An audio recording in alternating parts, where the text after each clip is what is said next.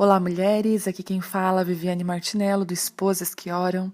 Estamos juntas estudando o livro Como Ter o Coração de Maria no Mundo de Marta, da Joana Weaver, da editora CPAD. Hoje nós estamos então no áudio 25. Você tem ouvidos? Ouve, Israel, o Senhor nosso Deus é o único Senhor. Durante centenas de séculos, todas as manhãs, os judeus religiosos têm recitado Deuteronômio 6:4. Esse versículo abre o Shema, a principal confissão de fé do povo judeu. Amarás o Senhor o teu Deus de todo o teu coração e de toda a tua alma e de todo o teu poder. Deuteronômio 6:5.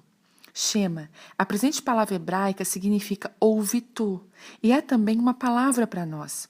A Escritura contém a grande verdade, palavras poderosas que podem mudar a vida se estivermos dispostas a Shema, dispostas a ouvir.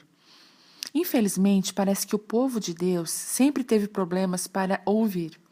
Talvez seja hereditário. Muitas vezes lemos o Antigo Testamento sobre os esforços de Deus para comunicar-se com seus filhos teimosos. Porém, falando-vos eu, não ouviste, antes fostes rebeldes ao mandado do Senhor, e vos ensoberbecestes e subistes a montanha. Deuteronômio 1:43. Porém, enviou profetas entre eles para o fazer tornar ao Senhor, os quais protestaram contra eles, mas eles não deram ouvidos. 2 Crônicas 24:19. Porém, estendeste a tua benignidade sobre eles por muitos anos e protestaste contra eles pelo teu espírito, pelo ministério dos teus profetas. Porém, eles não deram ouvidos, pelo que entregaste na mão dos povos das terras. Neemias 9:30. Não é difícil enxergar um padrão aqui.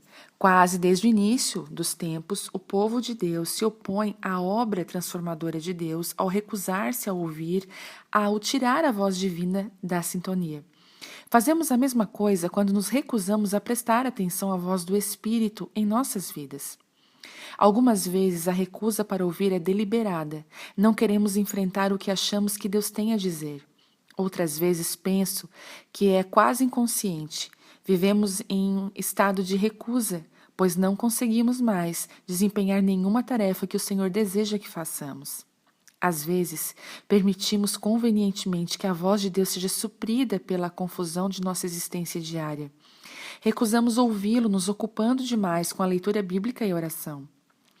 É quase como se fôssemos crianças insubordinadas que tapam os ouvidos, batem o pé e começam a zunir bem alto justamente para não ouvirem o que os pais estão tentando lhes dizer.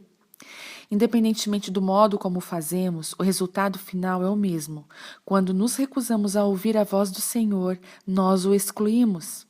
Negamos ao Senhor a oportunidade de nos ensinar, de transformar nossas vidas e de trabalhar através de nós para transformar o mundo. Certamente é por essa razão que Jesus recompensa o ato de ouvir por repetidas vezes. O chamado da trombeta de Cristo entremeia os evangelhos repetindo as palavras do Shema. Quem tem ouvidos ouça, e por 8 vezes em Apocalipse, Jesus instruiu a sua noiva, a igreja, a ouvir. Quem tem ouvidos, ouça o que o Espírito diz às igrejas. Sem sombra de dúvida, o Senhor ainda fala hoje, através das Escrituras, através das nossas circunstâncias, em nosso coração, através da voz do Espírito Santo, nós podemos ouvi-lo se desistirmos da rebelião e da recusa. Podemos ouvir sua voz quando a escutarmos atentamente. Ele vai nos ensinar. Quem tem ouvidos, ouça e preste atenção. Como Deus fala com você? Embora saibamos que Deus fala claramente através da Bíblia, muitas de nós ainda não sabemos como ouvir a voz de Deus em nosso espírito. Como Deus fala com você? Alguém perguntou à escritora e palestrante Carole. Achei a resposta dela imensamente prática e útil. Comigo, ele fala através de um sinal inconfundível em meu coração.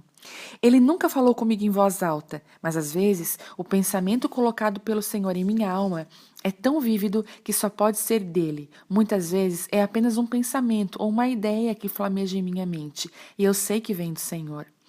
Às vezes é um pensamento tão diferente de tudo que eu estava pensando, ou tão criativo, que eu jamais seria capaz de imaginá-lo. Ou ainda o oposto, o que eu queria ouvir de Deus. Quando isso acontece e o pensamento está em conformidade com a Bíblia, sei que ouvi a voz de Deus de um modo inconfundível. Oro frequentemente para que possa ouvir a voz divina mais vezes e com maior clareza. Quando não consigo, sei que ele não parou de falar, é eu que parei de ouvir. Fazendo o que Jesus diz. Apenas ouvir a palavra de Deus não é o bastante. Naturalmente, a Bíblia deixa muito claro. O poder transformador de Deus em nossas vidas é expandido quando nós não só ouvimos, mas também agimos conforme o que ouvimos. De fato, com a nossa verdadeira recusa em aplicar a verdade divina em nossas vidas, podemos acabar não ouvindo a sua voz no futuro. O pecado verdadeiramente bloqueia nossos ouvidos espirituais, da mesma forma que a cera em excesso tapa o ouvido físico.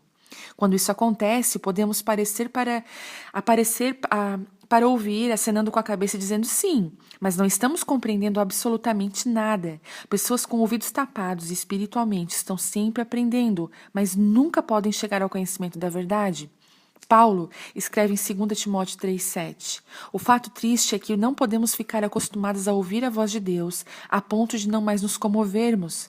Podemos nos tornar como as pessoas sobre as quais Deus nos advertiu através do profeta em Ezequiel 33, 31, 32.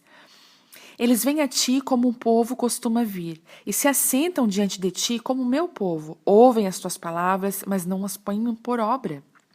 Pois lisonjeiam com a sua boca, mas o seu coração segue a sua avareza. E eis que tu és para eles como uma canção de amores, canção de quem tem voz suave e bem tange, porque ouvem as tuas palavras, mas não as põem por obra. Essa declaração soa assustadoramente familiar, não? Da mesma forma, soam as palavras de Tiago, irmão de Jesus, e sede cumpridores da palavra e não somente ouvintes, Tiago 1:22. Já falei bastante sobre obediência nesse livro, principalmente porque acredito que ela seja o ingrediente essencial da intimidade com Deus e a chave para termos o coração de Maria. E a obediência é exatamente sobre o que estamos falando aqui. Ou levamos as palavras de Jesus ao coração e mudamos, ou vamos ouvir e desprezá-las. E desprezar a voz de Deus é pior do que não ouvir, especialmente quando dizemos que o amamos. Quando os meus filhos se recusam a ouvir, tenho vontade de citar as palavras de Jesus em João 14, 21. Aquele que tem os meus mandamentos e os guarda, este é o que me ama. Não me diga que você me ama, é o que eu quero dizer quando eles vêm suplicando para assistir a desenhos animados depois de terem recebido a ordem para limparem seus quartos. Obedeçam às minhas ordens. Jesus não mede palavras conosco.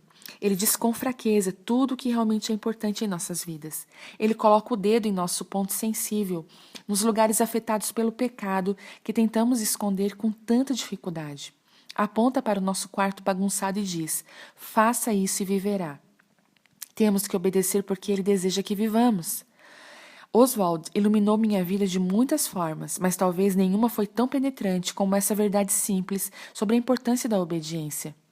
Todas as revelações de Deus estão seladas até serem abertas por nós através da obediência. Obedeça a Deus do modo como Ele lhe mostra e instantaneamente a próxima etapa se torna acessível para você. Deus nunca vai revelar mais sobre si mesmo até que você tenha obedecido ao que já conhece. Uau, muito forte isso, hein, gente? Infelizmente, é mais fácil falar sobre a obediência do que fazer alguma coisa a respeito. Dissecamos e analisamos a verdade divina, a colocamos em debate e filosofamos sobre ela. Fazemos qualquer coisa, mas não permitimos que ela atinja a nossa vida.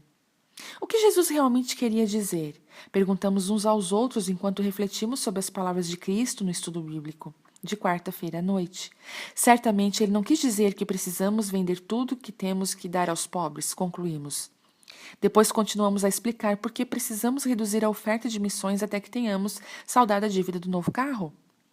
Esse é um exemplo extremo, naturalmente, mas penso que há algo dentro de nós que se rebela contra a autoridade de Deus em nossa vida. Algo profundo que insiste em fazer as coisas do nosso jeito. Isso acontece hoje da mesma forma como aconteceu quando Eva resistiu a Deus no jardim, quando os filhos de Israel ignoraram as advertências dos profetas e quando os judeus crucificaram a Jesus.